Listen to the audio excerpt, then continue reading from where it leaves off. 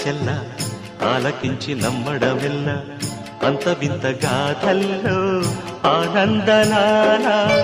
బాపురే బ్రహ్మకు చెల్ల వైనవంత బలించవల్ల రేపల్లె వాడల్లో ఆనందలీలా అయిన వాడే అందరికీ అయినా అందడు ఎవ్వరికి అయిన వాడే అందరికీ అయినా అందడు ఎవ్వరికి బాలుడా గోపాలుడా లోకాల పాలుడా తెలిసేది ఎలా ఎలా చాంగుఫళ